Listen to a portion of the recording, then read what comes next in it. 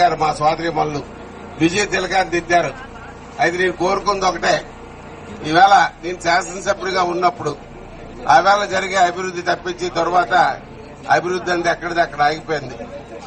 ఆవేళ మీ ఊరు వరకు రోడ్డు వేసామన్నా, సిమెంట్ రోడ్డు వేసామన్నా, లేకపోతే కోపరగోడకి ఎక్కడి నుంచి ఆ కొండపైకి వేసామంటే ఆవేళ తెలుగుదేశం ప్రభుత్వ హయాంలో వేసాం. 2019 తర్వాత బాబు ఒక్క నిమిషం ఆగాలమ్మా, ఒక్కసారి ఆగాలి. 2019 తర్వాత అభివృద్ది అంది ఎక్కడ లేదు.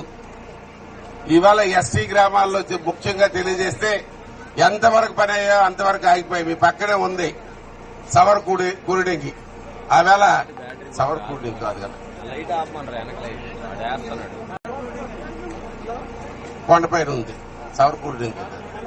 సవర్కూడింగి. ఆవేళ రోడ్డు ఫార్మేషన్ చేసి మెట్లేసి ఇవన్నీ చేసిన తర్వాత కల్వర్ట్లు కట్టిన తర్వాత మిగతా బ్యాలెన్స్ సిమెంట్ రోడ్డు వేయలేని పరిస్థితిలో ఉంది. అంటే నా ఎస్సీలు నా ఎస్టీలు అన్నారు. ఇవాళ ఎస్టీలకి దగా చేసింది ప్రభుత్వం. గతంలో తెలుగుదేశం ప్రభుత్వం అధికారంలో ఉన్నప్పుడు ట్రైకార్ లోన్లు ఇచ్చేవాళ్ళం. ఐటీడీసీ ద్వారా మీకు చాలా కార్యక్రమాలు అంది. ట్రాక్టర్లు కావాలి ట్రాక్టర్లు ఇచ్చేవాళ్ళం. అలాగే కోత మిషన్లు, నూర్పు మిషన్లు, ఆయిల్ ఇంజిన్లు, ఇటువంటివి ట్రైబ్స్ కావాల్సిన అన్ని సదుపాయాలు కల్పించేవాళ్ళం. ఇవాళ ఆ పరిస్థితి ఈ రాష్ట్రంలో లేదు.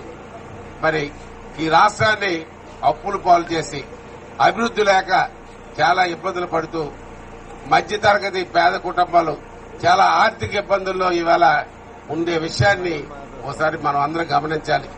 మళ్ళా రేపు పొద్దున్న ఈ రాష్ట్ర పరిస్థితిని ఆలోచించి ఈ వేదిక పైన ఉన్న నాయకులే కాకుండా రాష్ట్ర స్థాయిలో కలిపి ఎవరైతే ఈ సైకో ఉందో సైకో పాలన అంతమొందించడానికి అందరం ఏకమయ్యాం.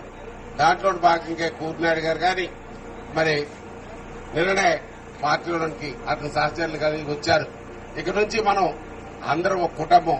ఎవరైతే ఈ సైకో పాలన ఉందో, ఎవరైతే ఇక్కడ శాసనసభ్యుడు అభివృద్ది అందే కాకుండా అతను కేవలం మరి ఆర్భాటాలకి కుటుంబ పాలనకే తప్పించి ఎక్కడ అభివృద్దిపై దృష్టి పెట్టలేదు. 13 జరిగే ఎన్నికల్లో రామ్మోహన్ నాయుడు గారు ఎంపీగా పోటీ చేస్తున్నారు, నేను ఎమ్మెల్యేగా పోటీ చేస్తున్నాను.